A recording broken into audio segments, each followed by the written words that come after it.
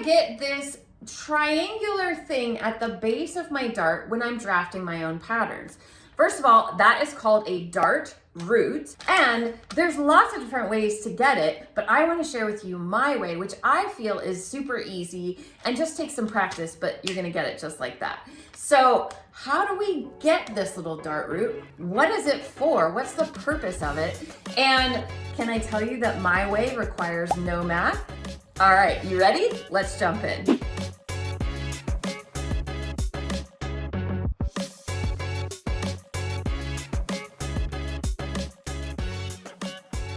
Hello and welcome to my channel. My name is Trisha, your pattern nerd friend, here talking about all things sewing, pattern making, and fitting. Today we're going to be talking about the dart root, because I love darts. If you're new to my channel, you will learn quickly that I absolutely am obsessed with them and feel like they are the root of creating everything. And this little triangle part is called the dart root.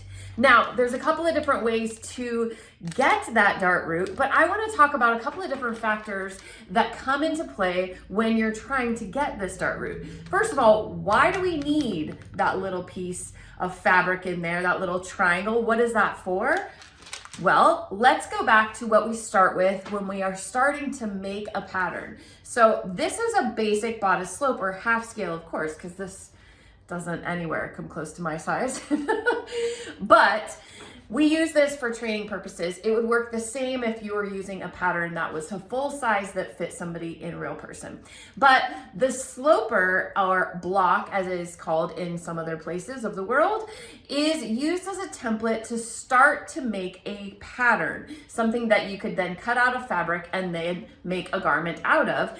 But a sloper, at least the ones that I use, don't have any seam allowance and don't have that dart root already included in it. The reason for that is maybe you don't want that dart there. Maybe you want to move it somewhere else. Maybe you want to turn it into seams. You want to add some fun design flair to your pattern, which is why you're starting with your sloper, because you want to start with something that already fits, and you're going to manipulate and change this all around to be what you want it to be, and then add your seam allowance and your dart roots to complete your pattern. So let's assume I just want to make a regular old plain bodice pattern. I have traced off my sloper, and now I need to get my dart root and my seam allowance so that I can actually cut this out and sew it together to create a garment.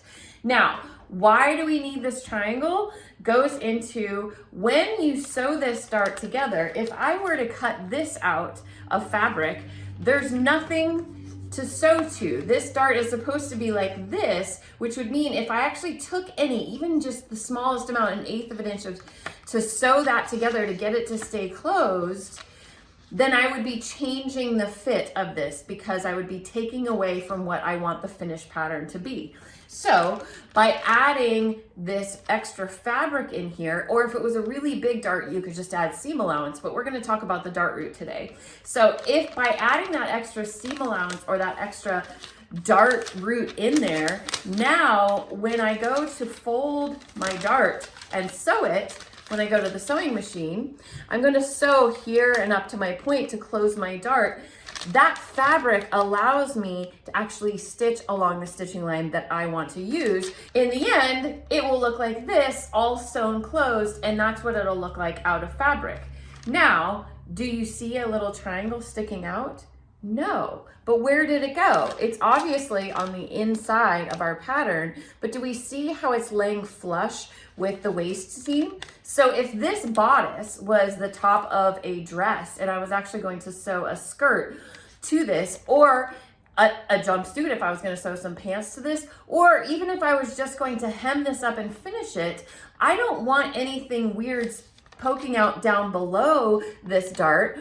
And I don't want it poking up too high so that I'm not catching it in whatever seam or whatever finish I'm going to do. So I want to make sure it lies completely in line with whatever seam that dart is going to get caught into.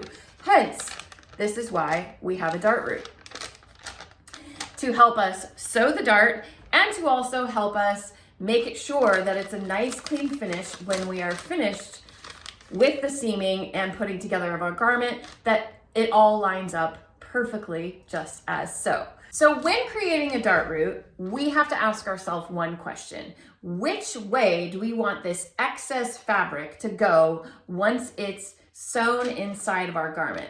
Now, what am I talking about? So let's go back to this dart is sewn. Let's assume this is out of fabric, and that inside fabric on the inside of my garment, which way does it go? Does it go towards the side seam or does it go towards the front of my garment?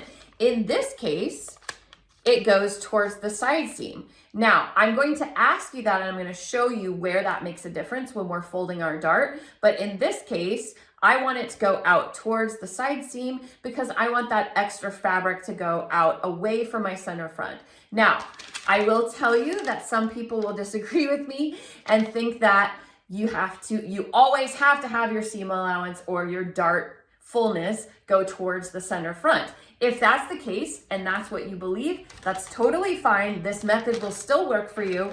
And I just want to show you this little thing. Whatever way you want your dart fullness to go, you just have to make that decision when you go into this process and then follow with the rest of the steps. All right, well, I'm ready to show you exactly how to do this. Again, I have my method, the way that I like to do it, that I'm going to be sharing with you today. I will have other teachers that have a completely different method. So if this doesn't jive with you, maybe it's just my teaching style. But if it does, I hope you really enjoy this method. So let's go to the table and figure out how to get your dart route. Okay, remember how I told you to ask yourself that question, which way do you want that extra fullness of your dart to go? Either towards the side seam or towards the center front.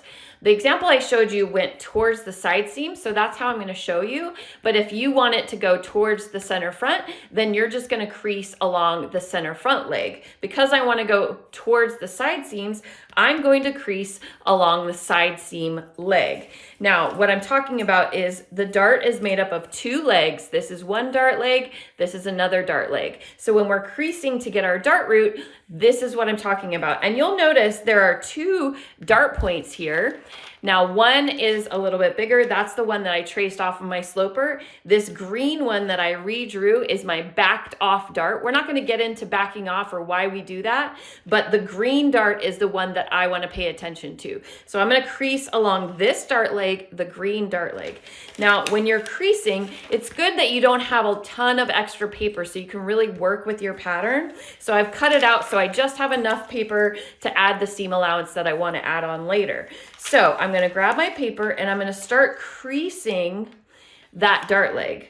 Now, it's important, you can go all the way to the edge of your paper, but when you're creasing up towards the point, that you only go to the point that you're wanting to fold the dart up. Notice I didn't go past. Now, here's the big trick. Here's the big thing that makes this so much easier. You take your finger, boop, and you poke it inside.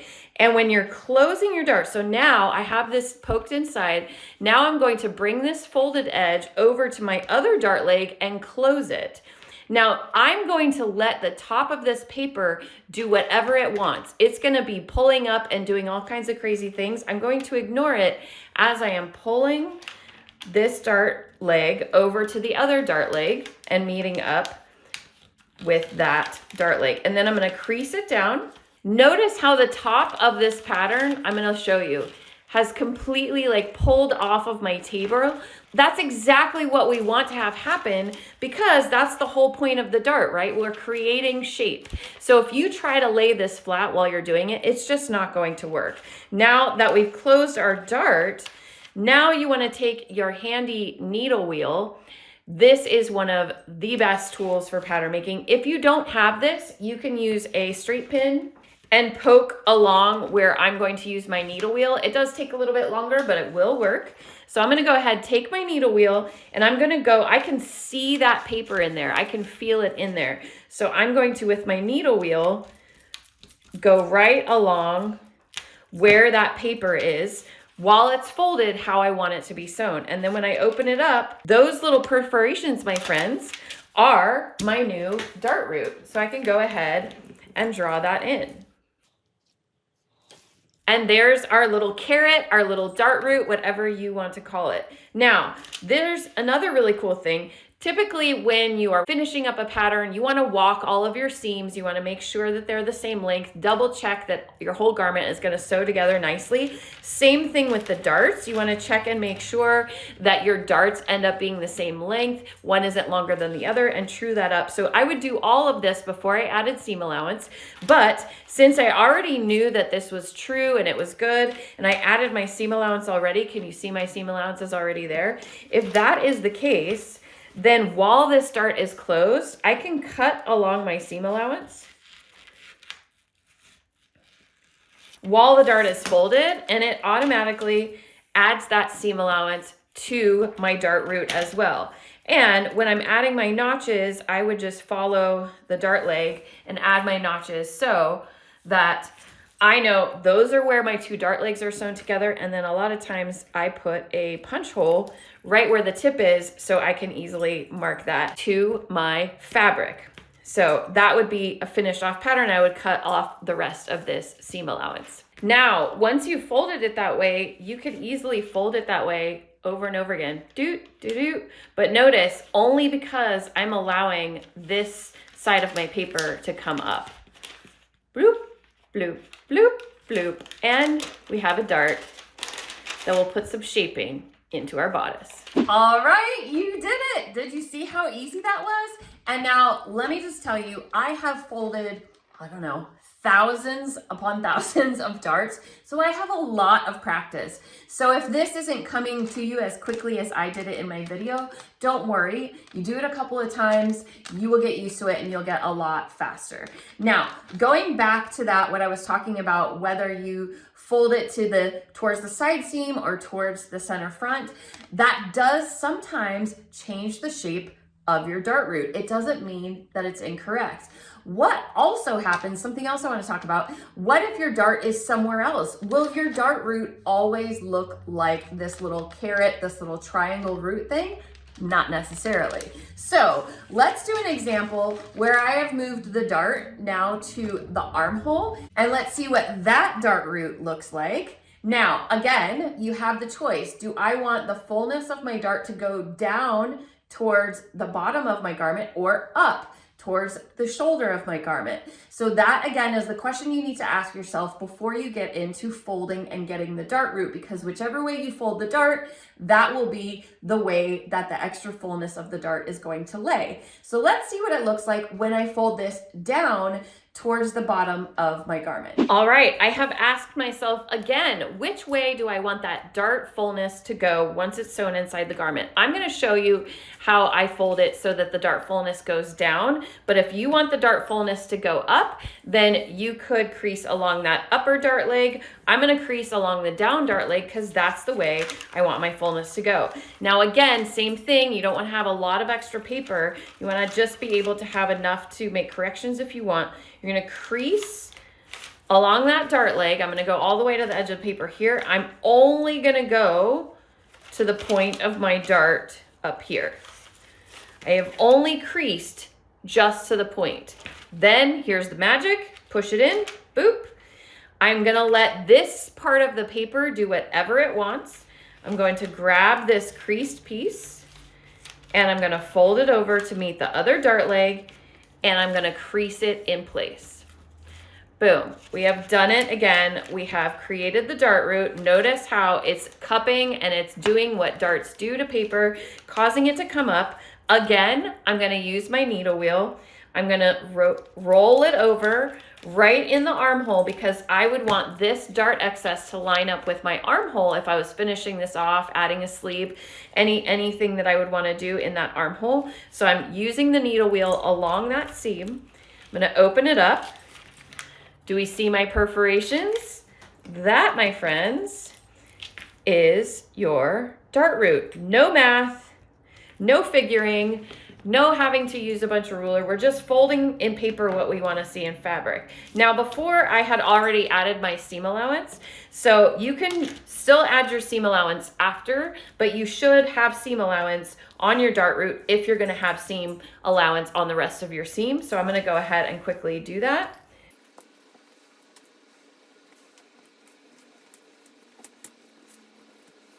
All right, there it is with my seam allowance added. I even put my notches here and my punch hole, and now I would cut all of this out.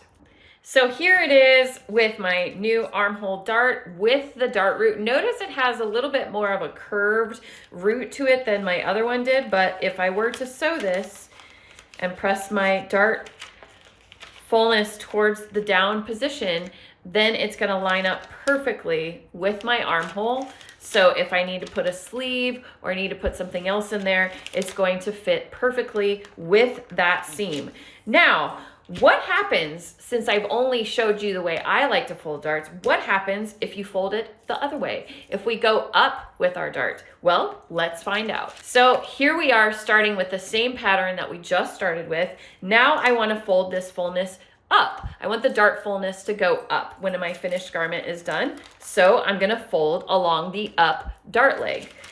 This is why you always have to ask yourself that question, right? So I'm going to crease again along this dart leg to the edge of my pattern and only to the point of where I want my dart to stop. That's it. I'm going to do the magic thing. I'm going to push in my dart point right there so that this can do whatever it's going to do. I'm going to fold it now to meet the other dart leg since I started on the one that I wanted to, and I'm going to crease again. Same steps, I just used a different dart leg to start. So now I'm going to take my needle wheel, and it's kind of hard to see because I had to add extra paper in here to move that dart over, but let's go ahead and needle wheel along the armhole where I want that dart root to go and where I can kind of feel it underneath. Then when I open, whoa, I have a really interesting shape. Do you see that? How it goes up like this? Let me draw it in. Now, that might look really funny as it does. And you might think to yourself, did I do something wrong? It doesn't look like this one.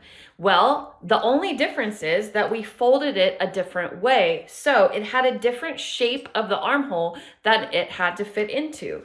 But we can see that if we fold it just like we did to get our dart root, and I went ahead and added seam allowance to this. So let's go ahead and cut along the seam allowance line so we can add our seam allowance to this armhole. So now when I open it up, I can see that it is going to be basically the same shape of that armhole. Do we see how it lines up inside that armhole? Just like that. So it will be caught just like the other one inside the armhole, and that is just the shape that it needs to lay in there and sit in there nicely. I know it looks strange, but I know it's correct because of how I folded it to get that dart root. And so it does make a difference. That's why you have to make your decision on which way you want that fullness to go when you're getting to this step, because this shape is very different from this shape. So if I were to fold this down, it would do all kinds of funny things. And if I were to fold this up, let's go ahead and see what it does, right? So with this dart folded up, here's what it looks like on the inside. Do we see that the dart root is not going to be able to be caught in that seam here? If I was to put a sleeve or something, then this little bit could be hanging out and look funny and caught. And if this was a raw edge, it could start fraying on the inside of my garment. So that's why it's really important to choose which way you want your finished dart to fold so that you make sure that you can catch it inside your seam. So there you go. That's how we get our dart roots. And now we know, depending on where they are in our pattern or which way we fold our dart fullness, it can come up with these various different shapes. And we didn't come across it in this example, but sometimes your dart root can go up instead of out. And how do we know if it's correct? We know it's correct if we fold the dart and the dart root falls in line with the seam that we would sew it into or catch the finishing, and it creates the shape that we want to create with the dart that we're looking for. So if you learn to fold it this way, you will always be good with your dart roots. Isn't that cool? I just thought it's such a cool, fun little thing, and no math, right? So if you're curious to learn more about why this is important or even how to use darts in a fitting, we do have a very exciting thing coming up that we only do twice a year called the FITabulous Fit Bootcamp. And that bootcamp is going to come very soon. So the sign up for that is down below. It's completely free. It's 5 days of learning how to do a fitting, the order of how to do a fitting, and what little things you need to be paying attention to so that you make sure that your fitting is correct by the end of the time. It's way easier than you think. All you need to know is about this little friend here, our darts, and you already know quite a bit. So I'm sure you'll love the rest of the bootcamp if you liked this video. And that's all we have for you today. Hopefully you enjoyed this. And as always, if you enjoy listening to fitting tips, pattern making tips, and all things sewing, I hope you will subscribe to our channel, turn on those notifications so you know when the next tip drops. And thank you so much. I will see you next time.